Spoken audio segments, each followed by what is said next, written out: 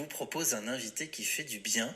Bonjour Patricia Rofritsch, on dit comme ça? Tout à fait. Vous faites du bien à nos enfants parce que vous êtes conteuse, marionnettiste. Et alors vous vous baladez à travers toute la France. D'abord, vous êtes venue avec quelque chose, avec quelqu'un, avec qui? Alors je suis venue toute seule, sans ma petite maison, puisque en fin de compte j'ai fait effectivement aménager une petite maison en bois, une tiny house. C'est une petite maison en bois sur roue qui est modulable, dans Elle est laquelle pas garée en bas de la radio, c'est ça ma question? Non, voilà, je l'ai laissée chez moi, je veux dire, elle est un peu encombrante. 3,85 m en hauteur, donc ça fait quand même un petit peu de volume.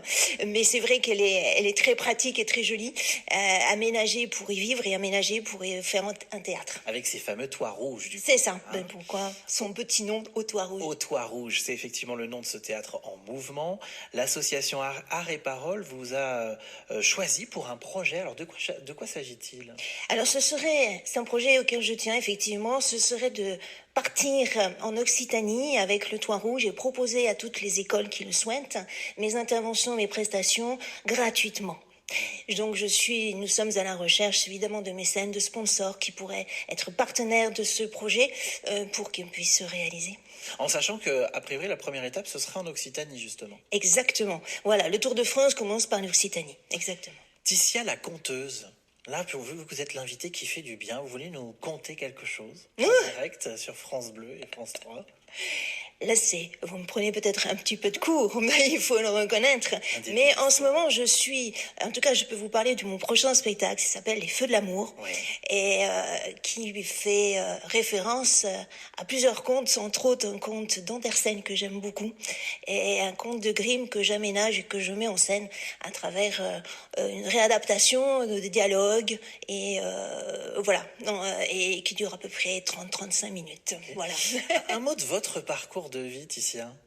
Alors, je suis danseuse à l'origine. D'accord. Chorégraphe, danseuse, professeure de danse, et ensuite comédienne, et puis conteuse, et puis marionnettiste. Voilà, dans l'ordre des choses que se sont passées.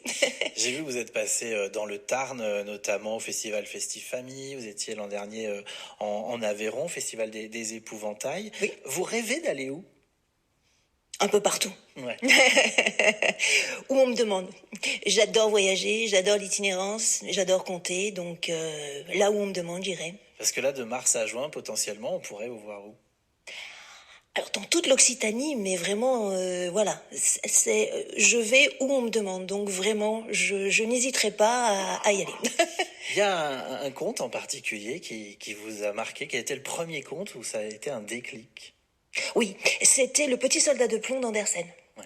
Parce que c'est là où je me suis rendu compte que c'était un auteur qui était difficile, en tout cas qui n'était pas raconté par de nombreux conteurs, et moi j'adore son univers.